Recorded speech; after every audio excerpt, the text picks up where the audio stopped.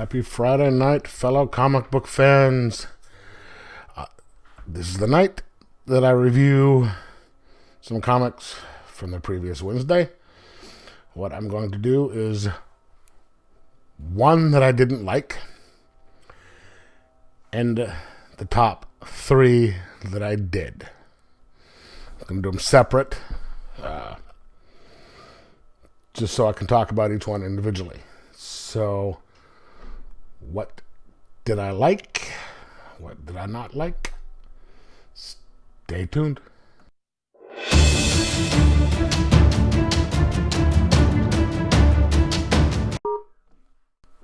And for the second best one of the week, I was not able to find the cover for this online. So I'm going to have to do it the old-fashioned way. It is Source Point Press's Apocalypse Girl #1. This here is the central character and is written by Les Gardner.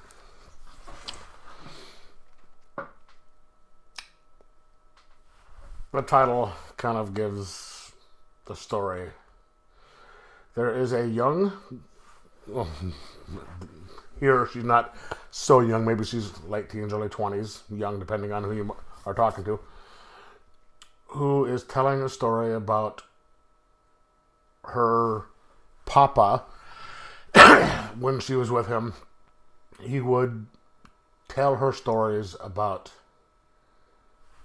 before the apocalypse, what life was like back in the day when he would, but only when he was drinking. He'd sit there and tell it. And now, after the time that she has grown up in the only way she knows, he's teaching her how to survive. They've got their own little place where they can hide.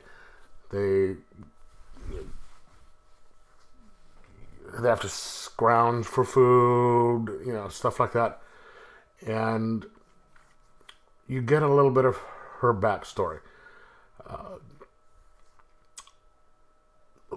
From what her papa told her, he came across the young woman and the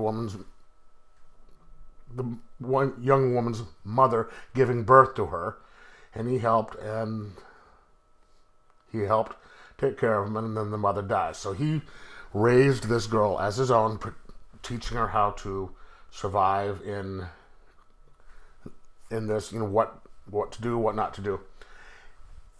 As she's telling this part of the story, some of the actions are going on. You see a group of marauders, these gangs that control certain areas and are, what do you call it? Just absolutely ruthless about stealing and taking over, taking stuff from people. And they are obviously working under bigger people and, higher ups, I should say. And her father, I'm going to just say father, because basically he raised her, had sent her off to protect her. So like, look, I can handle this stuff, you go hide. And so you're getting an idea of how things work due to their dialogue and some of the things she's saying and what's going on. And he gets killed. That's not giving away too much. So now you have her trying to get to a city where her father said, if something happens to me, go west, go to the city, find this person, and things will be okay. And she's never fought on her own before because he was always there. He always had her back. But, you could see that she knew stuff to do and she was pretty good. But she runs into a couple of issues fighting this next group of people on down the road because... So, and it leaves off at a really interesting